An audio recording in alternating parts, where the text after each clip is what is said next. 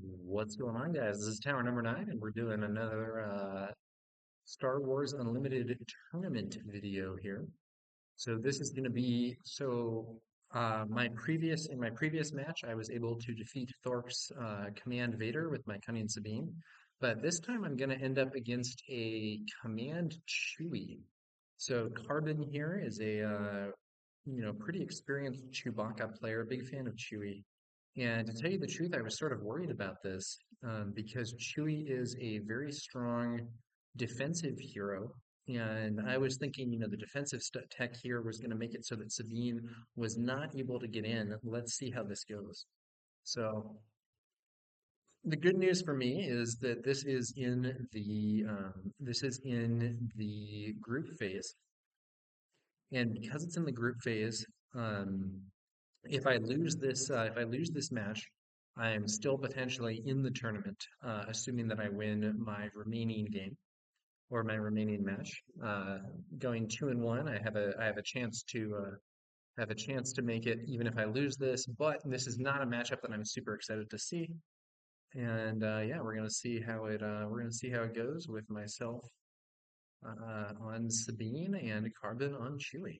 So I'm gonna lead off with Greedo here. And my opponent counters with C3PO, who is pretty strong against Greedo. I play an Infiltrator's skill on Greedo, which is going to take him out of range of C3PO. So now Greedo would actually be able to attack C3PO and defeat him. My opponent takes the initiative, and I use Sabine's ability for 1 damage to each base. So then I'm going to draw up. Probably what I want to do here, I might play the shoot first, conceivably, but it seems more likely that I'll just play the Fighters for Freedom this turn. So Carbon plays a wing leader, buffing Chewie significantly, or buffing C3PO significantly. Uses Chewie's ability to give the wing leader Sentinel. That doesn't really do anything in this situation since I don't have any space unit, but in the event that I played the Falcon, it would force the Falcon to attack the wing leader instead of the base. Now, to be fair, the Falcon would probably want to attack the wing. Well, hard to say. Maybe the Falcon would want to go for the base in that situation. So there is some value created there. Um, I have Greedo just hit the enemy base rather than attacking C3PO and dying. Interestingly, my opponent attacks my base with C3PO. Might not be wanting to risk the Greedo discard effect killing his upgraded C3PO, but I'm actually pretty happy to see that. I think that in this situation, if you are playing against Sabine, you want to be taking out units, not racing on the base, because Sabine is going to be a faster deck. Sabine is kind of the beatdown in this scenario, and I think it's relevant to try and take control of the board and stabilize more than it is to try to race a deck that's probably faster than you. Okay, so also from C3PO, my opponent drew a Consortium Star Viper. That's actually a big threat to Sabine's space units because the energy conversion lab can ambush it in to take out one of my space units and restore 2. And my opponent just hit another Consortium Star Viper with C3PO guessing 3. I miss my Greedo discard trigger, so C3PO remains alive after defeating Greedo.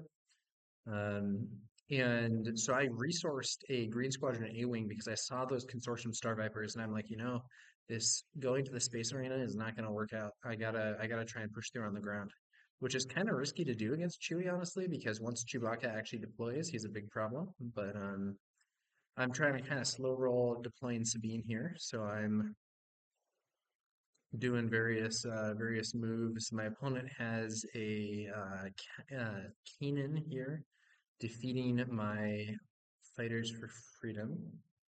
I mill a A-Wing, and my opponent heals 2. Opponent takes the initiative.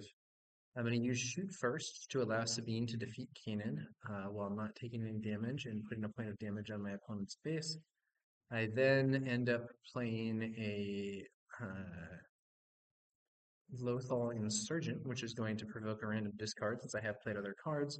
I think I might have misplayed this slightly. It's at least conceivable that what I should have done here is deployed Leia first, stand up a resource, and then do the Lothal Insurgent to get another unit on the board. Leia's exhaust ability is much less good against Chewie than it is against some other leaders, but That's okay. And in this situation, my random discard actually takes out a takedown. I'm really happy to see that takedown go away because takedown is able to kill Sabine in one hit. So my opponent's ability to deal with Sabine is hopefully going to be constrained a bit. Now, one note is that I played a shoot first there to have Sabine kill Kanan without taking damage. Another thing that I could have actually done is I could have used Jeddah City to give Kanan zero, bring his power down to zero, and then do the same attack, kept the shoot first in hand. Arguably, that might have been better. I'm not entirely sure. One of the advantages of doing it the way that I did it, though, is that Jeddah City is good against Sentinels, and if my opponent is using Sentinels here, as is very likely with Chewie's ability, I'm going to have the opportunity to pick them off by that method. So in this situation, that Fleet Lieutenant deploys, gains Sentinel from Chewie, and allows C-3PO to defeat Sabine. And in this situation, I am going to deploy a Rogue Operative.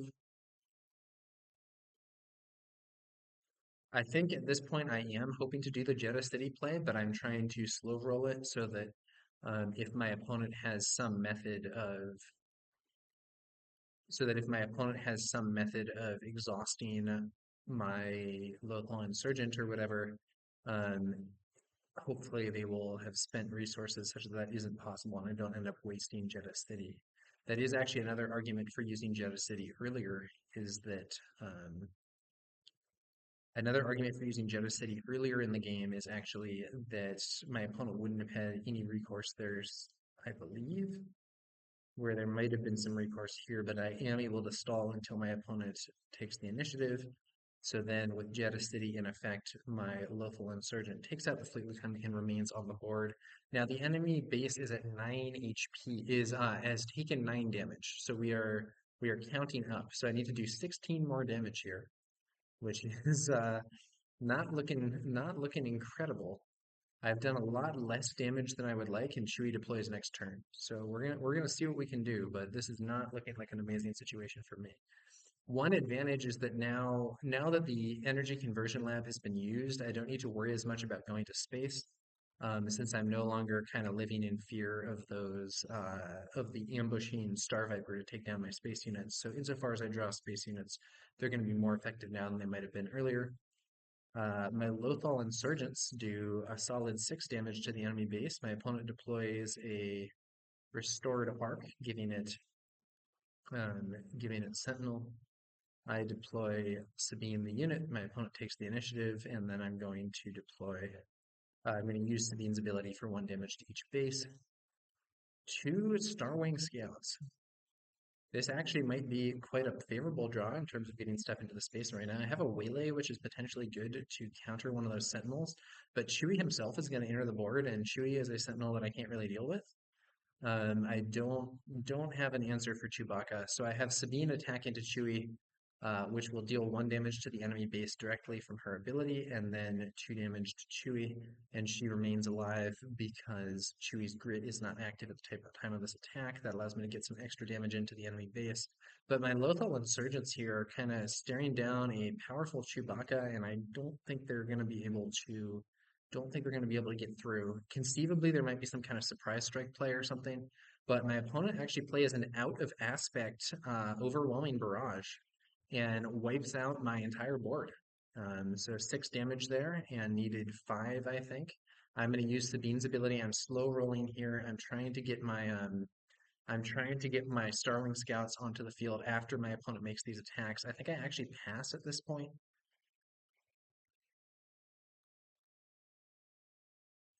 I think I pass at this point to try to get my opponent to attack and allow me to deploy the Starwing Scouts without that option. Yeah, so then that attacks. Starwing Scout on the field. Chewie can hit my base for, I think, 6 at this point, leaving me on 1 life, so it's not looking good.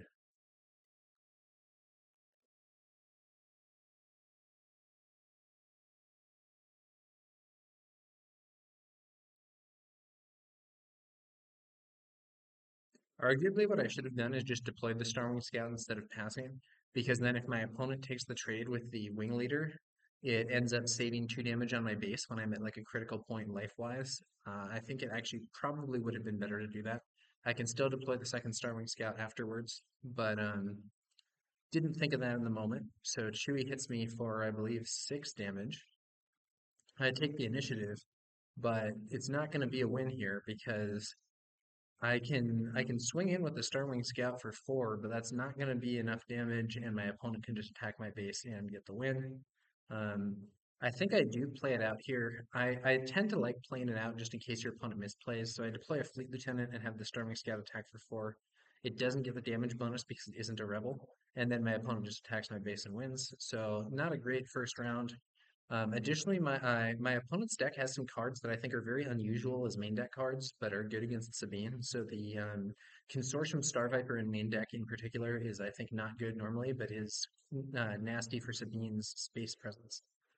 So I was not so happy to see that, and ultimately this was a rough game. I got a little close, but the defensive tech from Chewie and being able to put out all those sentinels and so on was a bit too much for me. Wasn't quite able to take it.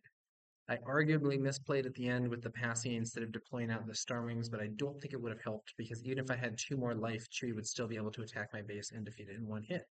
So, bit of a tough scenario there. Bit of a tough scenario there. One question also is it's arguable that I shouldn't have attacked with Sabine. It did give Chewie 2 more damage with Grit, but I was hoping to just try and push those last points of damage through with the uh, with the on attack ability damaging the enemy base directly. Ultimately, though, wasn't a victory. So now we're going to go into sideboarding. So how am I going to sideboard for this matchup? So it's a tough situation. I think I I think I end up putting in yeah, so what I'm doing here is I'm getting my copies of Black 1, which are going to allow me to refill my hand. So those are good in a protracted game. You can use Black 1, and I think I don't know exactly what. I think I may have um, pulled out Leia or Waylay or something. I'm trying to see exactly what cards I'm pulling. I think Leia is less good in this matchup than many others because I think Leia is less good in this matchup than many others because her exhaust effect is not relevant. Um, I'm thinking about these Fang Fighters also. The Fang Fighters are a good counter if my opponent has something like the Fang Fighters are a good counter if my opponent plays an Entrenched early on, which is definitely a threat with these blue decks. That can be a problem for something to deal with. Um, so I'm sort of thinking about I think I'm pulling Starwing Scouts in favor of the Fang Fighters because I want to have that option to take out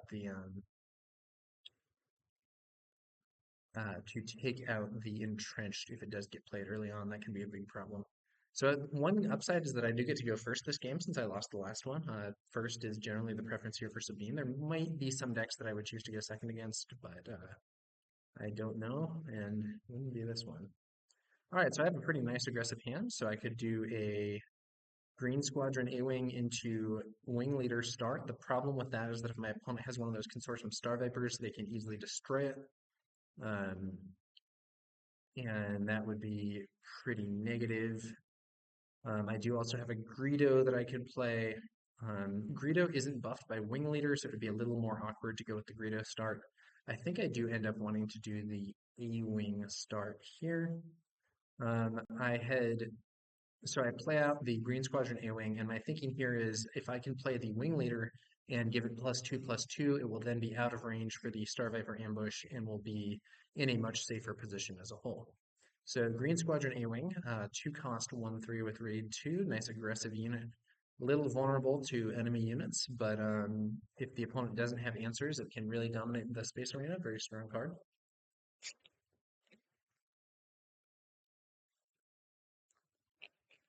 My opponent here actually takes the initiative, so I'm going to use Sabine's ability for 1 damage to each base. And we're going to go to the next turn.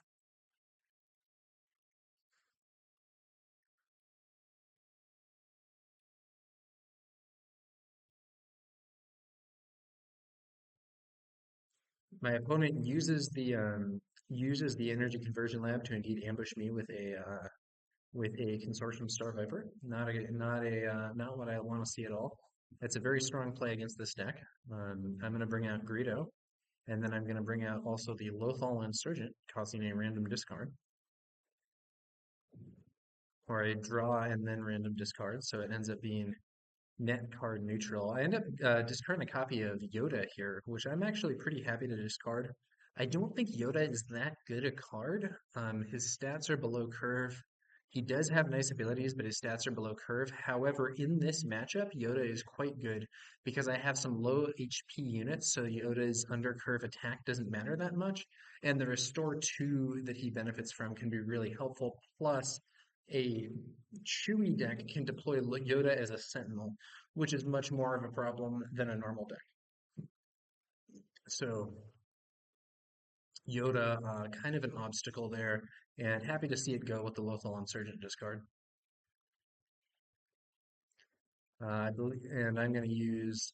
I think at this point I had already resourced, and I was like, oh shoot, I forgot Sabine's ability, and my opponent generously let me have that. This was generally a really nice tournament. I think people were playing in a very gentlemanly fashion. There wasn't a lot of like rules lawyering, being really strict, not allowing takebacks, that type of stuff.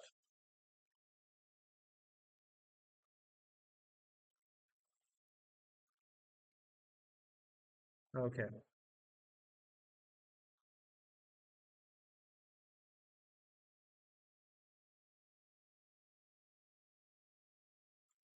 All right, so let's see what happens here. Chewie's ability being used, or maybe not.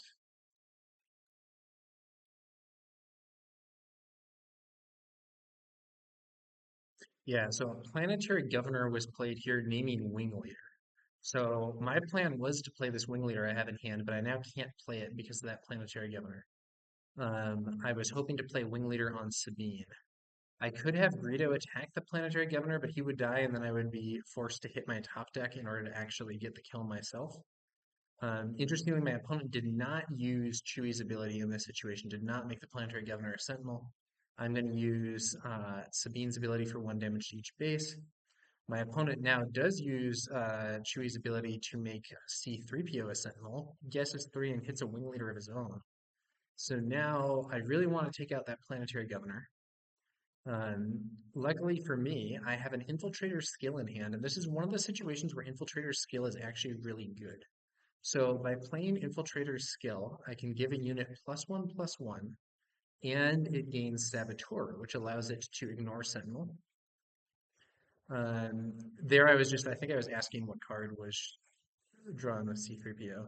So with my Infiltrator's skill, I sneak past the Sentinel and defeat the Planetary Governor. Then I play Sabine. Then I can play the Wing Leader that I had from earlier, and then Sabine attacks and defeats C3PO thanks to the experience that she gains from the Wing Leader. So that ended up being a very favorable sequence for me, I think. Um, the Planetary Governor blocking my Wing Leader play could have been a big deal, but I was luckily able to get around the Sentinel with that Infiltrator skill, end up defeating the Governor, playing the Wing Leader, which then allowed me to clear the Sentinel as well. And overall, I felt really good about that turn. That felt like a big swing in my favor. Like it went from something that could have potentially been a big blocker for me to something where I was like, man, I'm feeling good about this. After that turn, I'm feeling pretty good about this board state. So now I have a space unit that I can trade with my opponent's consortium Star Viper if needed. I have several units that can do a good amount of damage in the ground arena as well. So my opponent takes the trade first so as to benefit from the Restore 2. Seems pretty reasonable, quite frankly. Um, I'm going to have the Lothal Insurgent swing in for 4. My opponent plays Agent Callus, ambushes Greedo, and I luckily do hit a non-unit. So Greedo's kind of last stand ability, or whatever you want to call it, does take down Agent Callus. I then surprise strike the base with Sabine, dealing 8 damage. So 4 damage from her power with those experience tokens, 1 damage from her on attack, and 3 from the surprise strike. Do end up wasting 2 resources that turn, which is unfortunate, but that's kind of how it goes sometimes.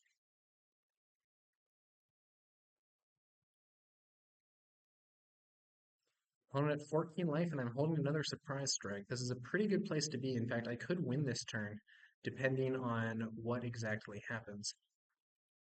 I end up resourcing an open fire that I have in hand, with my thought process being that with 5 resources, I think I might want to either surprise strike plus Fighters for Freedom, or play the X-wing plus the Fighters for Freedom and hold the surprise strike to try to close out the game. We'll see how this goes.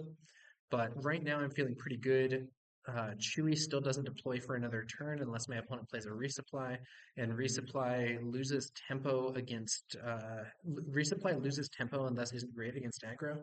My opponent ends up playing I believe it's a Homestead Militia, and Homestead Militia does have Sentinel because my opponent is on 6 resources. So I'm at kind of this state in the game where I'm going to stop being able the Sentinels are just going to start hitting hard. So my opponent could play another Sentinel with Chewie. My opponent will have Chewie out next turn, who's a huge Sentinel himself. And we're kind of at a point where I'm not really going to be able to get damage through normally. My opponent then plays an Admiral Akbar, dealing 2 damage to my Lothal Insurgent and defeating it. Pretty high value. I play the Fighters for Freedom here. My opponent takes the initiative. I'm going to play out that X-wing, so I'm holding the surprise strike for later. I can have Sabine defeat the 3/4 Sentinel if I want.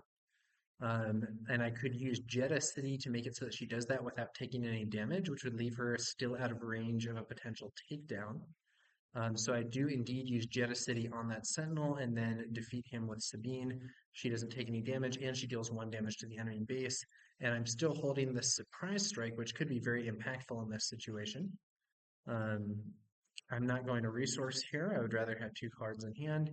So right now, even if my opponent immediately deploys Chewie, that's putting another Sentinel in the ground arena, I can surprise strike past Chewie into the base to get the win because the Fighters for Freedom have Saboteur and therefore can sneak past Sentinels. Also, Admiral Akbar is still shown as having a Sentinel up there.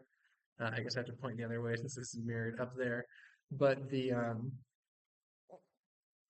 Sentinel only applies for 1 turn with Chewbacca's ability, so I'm no longer blocked by that Admiral Akbar here. So I've been fortunate there. Infiltrator skill I think really paid off earlier in this game, and actually in the previous turn as well, allowing me to attack past the Sentinel into the base. I don't think Infiltrator skill is the greatest card ever, but it's really solid against a deck with a lot of Sentinels and a lot of shields. I think it may ultimately be a sideboard card, but I think that in this matchup I was very glad to have it. That new Reflexes card, I don't remember its exact name, but I believe that one is going to be stronger than Infiltrator's skill most of the time as like a kind of more all-comers option. But I think that Infiltrator's skill is specifically going to do very well against Sentinels and shielded units. Okay, so my opponent does have the initiative, so there is some chance of a big problem, but doesn't come out here because Chewie deploys blocking stuff, and then the Fighters for Freedom indeed use Surprise Strike to blow up the base. And actually, in retrospect, I'm not sure that there was that much my opponent could do there. Even if there was that overwhelming barrage out of aspect, he only had Admiral Akbar, who has 1 power, which wouldn't have been enough to make a big impact on my board. So I was actually in a pretty good spot there, thanks to Saboteur really paying off. Not just with the Infiltrator skill, but also the Saboteur on the Fighters for Freedom, allowing me to get past those defenses and take out the enemy base. So we are going to go to game 3. And if I can win this game, I will win the match and then make top 8 almost for sure. And if I lose this game, I will lose the match and then perhaps make top 8 or not, depending on the result of my next game. We'll have to see how it goes. So it's looking like an interesting finale here. And we're going to go for the 3rd round. No sideboard changes from me, I think. I see I have the Falcon. So this X-Wing is not something that I incredibly want to play because it's so vulnerable to the Consortium Star Viper play that I know my opponent is using. The Falcon, on the other hand, is a little better. However, losing an X-Wing to the Star Viper wouldn't be the worst ever. However, I do also have the option of the Lothal Insurgent, who's a more aggressive play, since it's 3-2 instead of 2-3, and isn't vulnerable to the Star Viper ambush.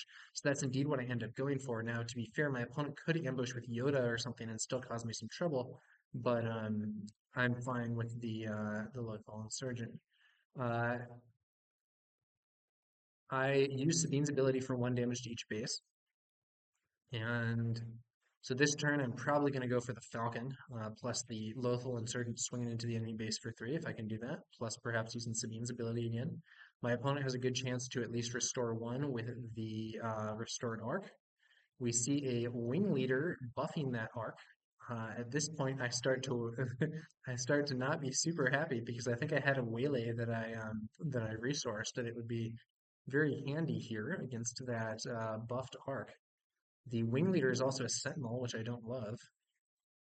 So I swing in with the Lothal Insurgent, and my opponent swings at my base with the restored arc.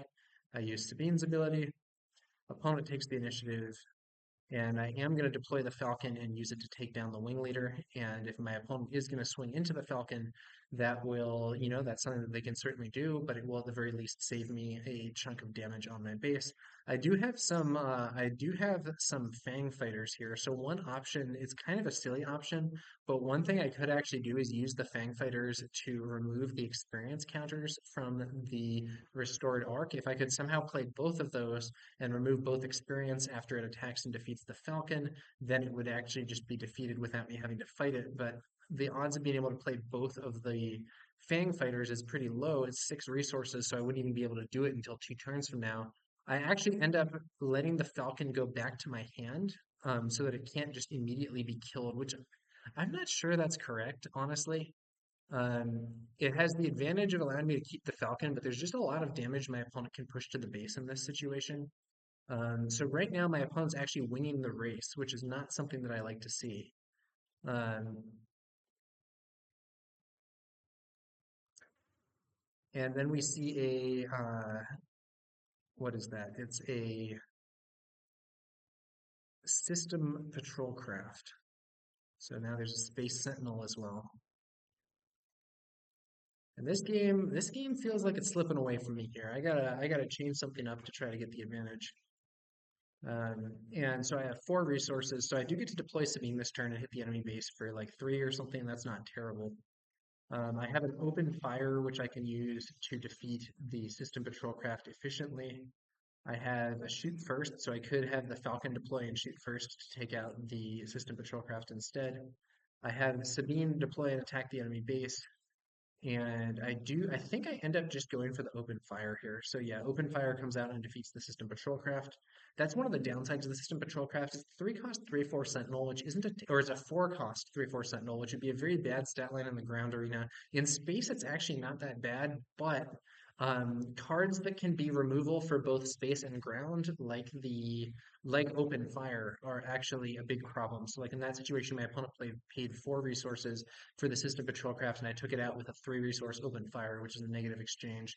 But to be fair, I didn't have another use for my other resource, so it didn't end up being as negative. And that was just kind of both of our plays for this round.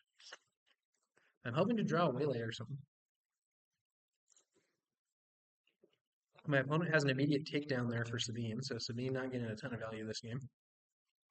Um, I swing into the base for 3 more damage. My opponent swings into my base for 4 damage and a point of healing.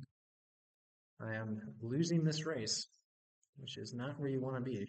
But I still have 5 resources, which is going to be probably, that's probably going to be 2 units on my side. The question is which ones. So in this case, what I end up doing is I play the Falcon. Now, I could have played one of the Fang Fighters and removed the experience just to remove even if I wasn't trying to do that for the kill, I could have done it just to reduce the amount of damage incoming. In this situation, I decided that I'm going to try to race even faster. So what I do is I deploy the Falcon, and I have the Falcon attack the enemy base instead of it trying to do anything with that Fang Fighter, or I'm sorry, with the restored arc. And then I also deploy an A-Wing. And so yes, the arc can just attack and kill the A-Wing or the Falcon very easily with those 2 experience from the Wing Leader. But In this situation, what I'm thinking is, so if he attacks and kills me, I just saved 4 HP from my base in a race that I'm otherwise losing. And if he doesn't attack and kill me and just goes for the base, I've deployed some units that are going to allow me to race faster than I am at present. So I'm really trying to kind of focus here on can I push through enough damage to take out the enemy base? Um, I'm going to spend 1 resource to keep the Falcon in play. That's something that you have to consider when you're playing the Millennium Falcon. It's super efficient, but you do have to spend that resource at the start of future turns in order to keep it going, which is not what I most want. My opponent does take out the Falcon with the Fang Fighter, or with the, I keep calling it the Fang Fighter. It is a restored arc. The Fang Fighter was the potential counter to it that I had in hand, or like very soft counter where I could have removed one of the experience. Okay, so in this situation, I'm now in a position where the race is moving in my favor. So I swing in for another 3. My opponent then ambushes a Kanan there, defeating my Lothal Insurgent and causing me to mill my top card, which will then, it's another Lothal Insurgent, so that's 2 aspect icons, so that's 2 points of healing, not what I want to see. I deploy a, I deploy another good old A-Wing. My opponent uses Chewie to play a regional governor, and I honestly don't remember what card he named here. I think the card that I would name here would probably be Surprise Strike, but I don't remember what card he named here, and I don't think it was Surprise Strike. I think it was something that I didn't have. I think it might have been Wing Leader, actually. I end up, my Lothal Insurgent takes out Bright Hope from the hand, which is actually very positive in this situation, unless that was the card that my opponent just drew, because Bright Hope would be a huge obstacle to me in space, and this is the turn when my opponent is going to get to deploy Chewie, which is going to be a huge obstacle to me in the ground arena. So I'm a little desperate. I gotta find, I gotta find answers somewhere. That arc is still causing me a lot of problems.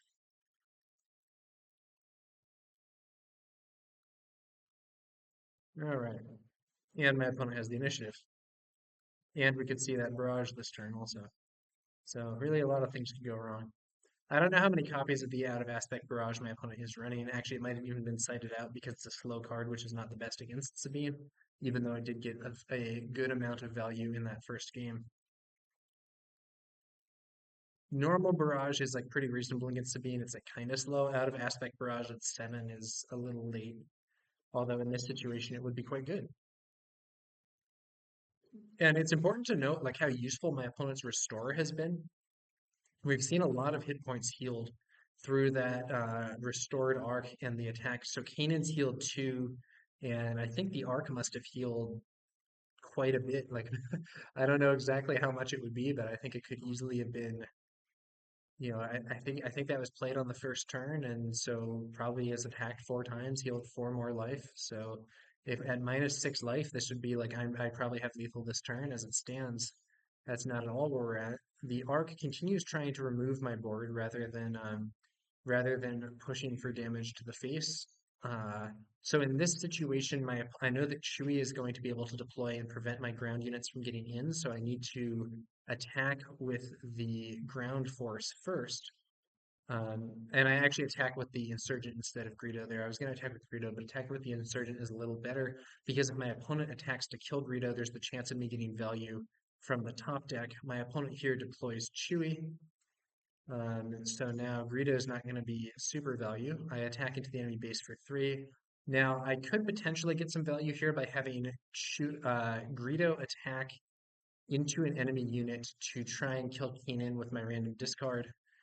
In fact, Kanan attacks and kills me, healing 2, and I miss the random discard anyway. So now opponent's on 18 life. I still have some options. The ground arena is now locked down by Chewbacca. I'm not going to get through it unless I have units with Saboteur. It's just not very realistic for this deck to kill a 9 HP Chewbacca. Arguably, you can do it with Surprise Strike in some circumstances, but it's really not normal. Once Chewie deploys, the ground arena is basically locked down. That restored arc is still a problem for me in space, but I think space is going to be the more likely arena where I'm going to be able to achieve a breakthrough, so we'll see how this goes. My opponent is low, 19 life, not a lot of life.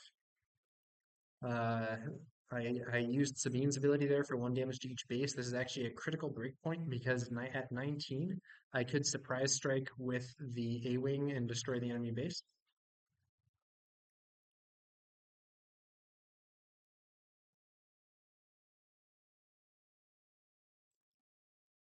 My opponent plays out a Yoda. Not good. I think what I do here, I don't know if I take so one thing I could do is I could deploy an additional A-Wing. Another thing that I could do here is I could just take the initiative. I think I end up deploying the A-Wing, which is a better play in the event that I don't top deck a surprise strike. My opponent is fairly likely to keep having some plays with Chewie attacking to clear the local insurgent and or just attack my base directly. Plus, the governor could potentially do that. Plus, there's still 4 unused resources for my opponent.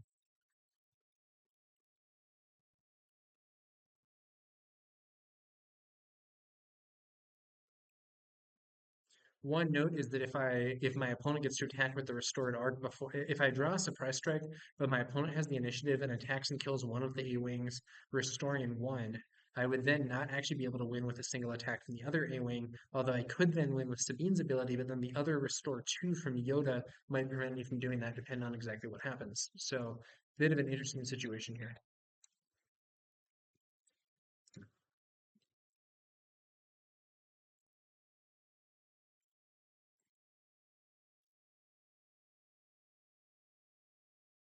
Tense, tense situation. Chewie takes down my local insurgent. I end up taking the initiative here. And then we see Kanan deploying as well and the planetary governor hitting my base. The situation is now very stabilized for my opponent. I've lost control of the game, but I just top decked surprise strike. So ends up getting the win. And I actually think if my opponent had taken the initiative there instead of attacking with Chewie, I probably would have lost. I'm not 100% sure. But I think that in that situation, we could have seen if my opponent takes the initiative and attacks with something that has restore, surprise strike doesn't kill the base in one hit, and the arc could then attack and kill the other thing, and then the ground forces would stabilize. So in that scenario, I think my opponent would have been better off just taking the initiative and may have been able to escape even with the surprise strike top deck, surprise strike top deck. As it stood though, I ended up picking up the win. So very interesting game. Ultimately, a victory for Sabine, 2-1 in what I think is a pretty difficult matchup. And I was actually surprised. I thought this was going to be like if even a deck that is this defensive can be defeated by aggro. I think it means that aggro is in a pretty good place. I'm not saying it's like crazy. I do think if my opponent had played that round 3 differently, I might have lost. I also had some good luck. I think I had some good discards with the local insurgent, for instance.